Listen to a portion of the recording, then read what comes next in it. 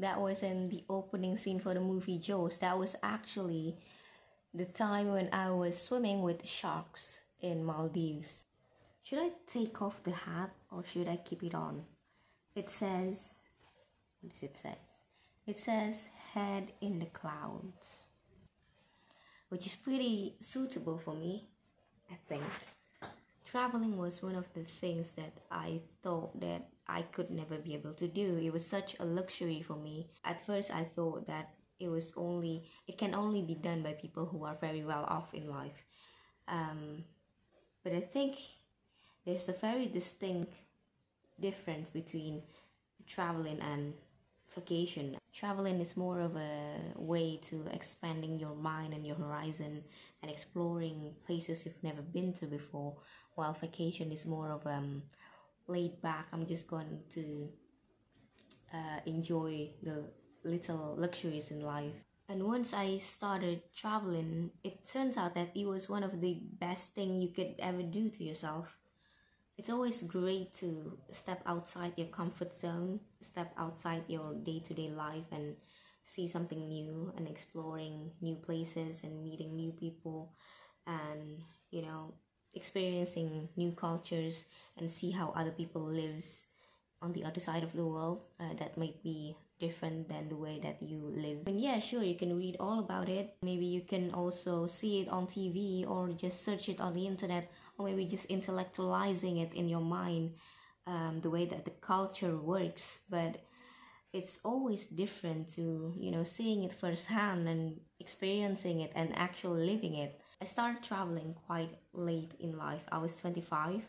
I'm 27 now. I only started traveling after I was able to stand on my own feet, make a living of my own, spend my own money, A lot of people are very lucky. They started traveling very young. Maybe they are born to a family that takes them to these new exciting places. That traveling mindset is already embedded to them very young.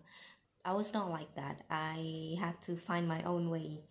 And I've done traveling with family, with friends, but my most favorite form of travel is solo traveling. Every once in a while, I feel the urgent need to get away from everybody else in my life. I find social situation to be quite exhausting as an introvert. I find being with other people very tiring and quite suffocating for me. It drains my battery because in day-to-day life, you kind of need to meet other people's expectations. You have to try to keep harmony with them and compromising a little bit. Sometimes I just want to get away from it all and not really caring about what other people think and just being free from all of this expectation that is being put upon me. And even around friends, I find myself to be quite exhausted by them sometimes. There was this one time when my best friend of 13 years stayed at my house for a week and I felt exhausted because we spent 24 hours together. It's not that I don't love her, because I love her very much. It's not that I don't enjoy her company. I just wish that she could just leave me alone for 5 hours or something. I felt quite it's very exhausting, I need to be alone sometimes. Traveling is a really great way just to get away from everybody else. There's something about flying to another country, to a place that you've never been to before, all alone, and you barely know how to survive in that country. But there's something very freeing. There's something very comforting. If you never travel, you really should. Particularly, I love solo traveling to big cities.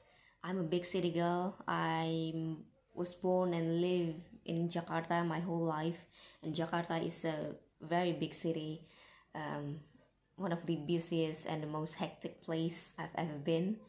I love it. I love being in the chaos sometimes. I don't know. You will think that an introvert's most favorite place on earth is a very secluded, private, and quiet place, but it's not really. I like being in a big city alone because there's just something comforting about being a stranger in a strange land surrounded by all of these people. And I even though I'm an introvert and I want to spend time alone, but I still want to be surrounded by so many things at the same time, but not really having all of those things having any expectation of you. That's kind of like the main thing here, because when you're traveling you really don't have any attachment to anything.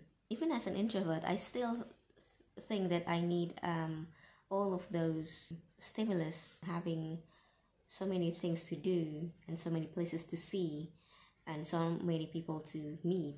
Just because you're an introvert, it doesn't mean that you don't like to socialize with new people, because I find that it's best for me to socialize when I'm traveling.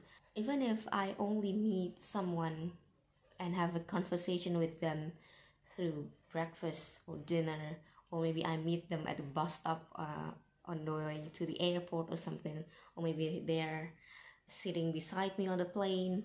Those kind of connections, even though it's a very short time, and it's kind of, I think the charm is that relationship is kind of fleeting in some way, and that you have to catch it at that point and really not letting it get away from you. That makes it a lot more special than your day-to-day relationships. Which is why, even though as an introvert, my most favorite choice of accommodation while I'm solo traveling is actually capsule hotels. It's almost like a hostel, but in my mind, hostels is like the living situation is very chaotic. In my mind, in hostels is where everything is open area, bunk beds, and no one has any privacy whatsoever. But in capsule hotels, think of those, Japanese capsule hotels. Everyone is secluded. They have their own space, and it's a very small space. But you still living with all of these people, and you still able to see them in the common room or the dining area, and they are a lot more open to conversation than people who stays in, say, hotels or something. And there's also something about staying in capsule hotels that because it's a very small, such a small space, it kind of makes me feel like I'm on a nest or something, like I'm inside a cocoon and I'm just cuddling up inside this small beautiful space. In hostels, I think it's a lot more louder in nature, but in capsule hotels, actually, it's the most quiet place I've ever been. People are very aware of sound. They are very careful of not making any sound and disturbing other people. I've never really experienced that much quietness before. It's a very unique experience. You should really try it if you haven't staying at capsule hotels. It's one of a kind. It's truly amazing. The beauty of solo traveling is that I have the ultimate freedom and autonomy of myself. I am free to do whatever I want, whenever I want, go wherever I want, talk to whoever I want. Especially in big cities, my favorite thing is when I get lost a little bit. Like when I don't really know where I am and where I'm supposed to go, and I had to find my ways, not really knowing anything at all and just getting lost, and that's the best kind of feeling.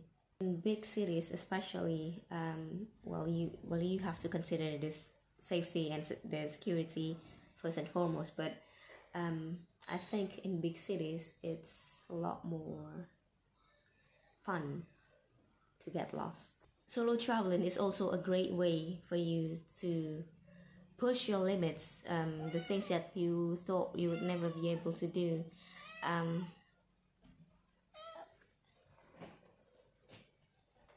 My cat is meowing all this time. What do you want? You're hungry? Just wait a second, okay? Traveling is an educational tool.